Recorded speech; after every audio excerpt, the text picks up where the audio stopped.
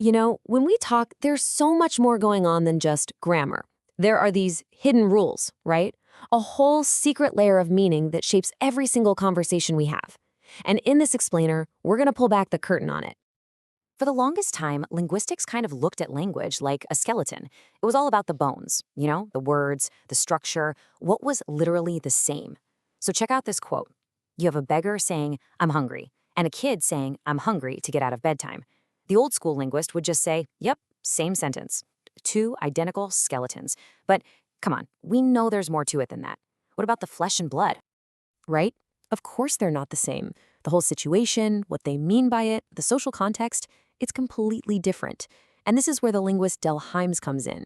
He basically said, hey, all that stuff you're calling different, that's not just noise. That's the whole point. It's the key to how language actually works in the real world.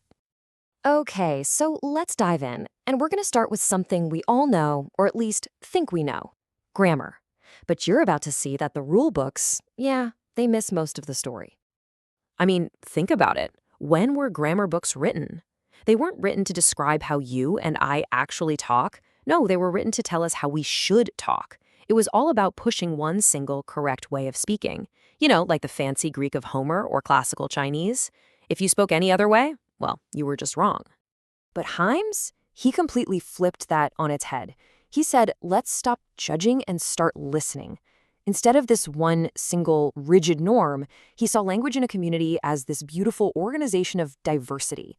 So the goal isn't to figure out what's correct anymore. It's to find the patterns in how people really talk and figure out what it all means. Now, I know this might sound a little academic, a little abstract.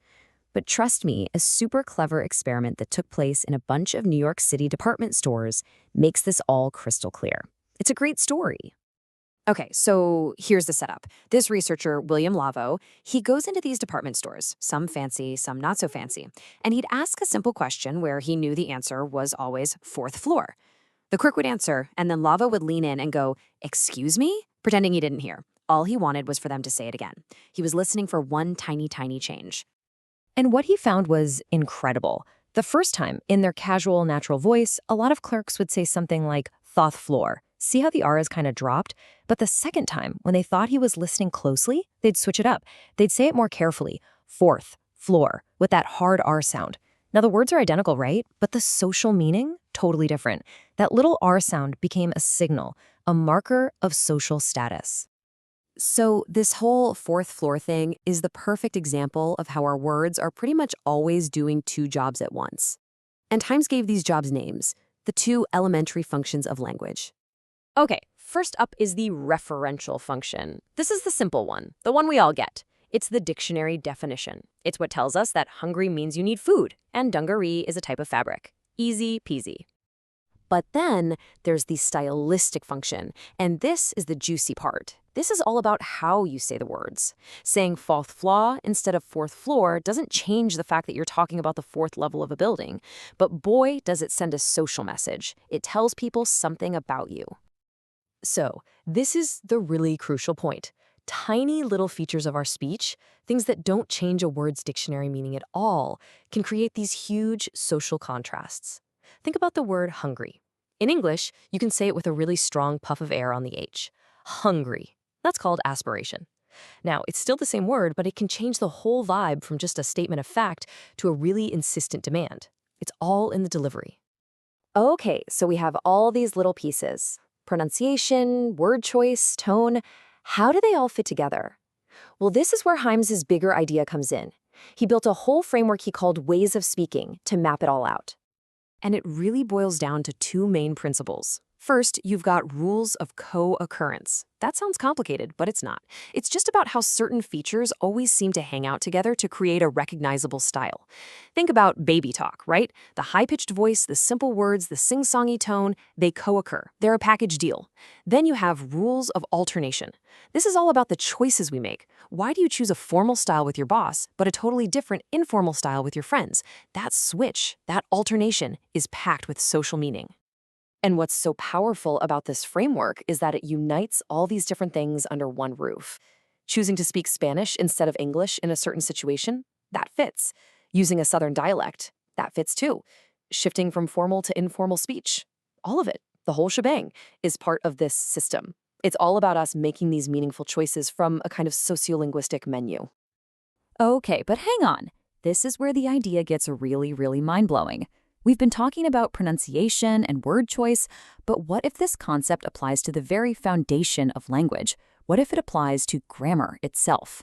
So, for this, we have to look at the Yokuts, a California Indian language.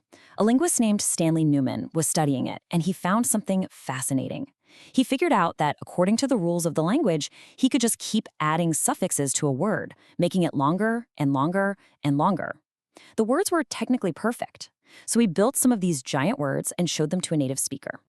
And get this, the words were 100% grammatically correct. The speaker totally understood what they meant, but his reaction? He just laughed out loud. He called them grammatical monstrosities. Why? Because even though they were possible, they were socially impossible. They just felt wrong, over the top. They broke this unspoken cultural rule of severe simplicity that was central to the Yokuts' way of speaking. And that right there is the ultimate revelation.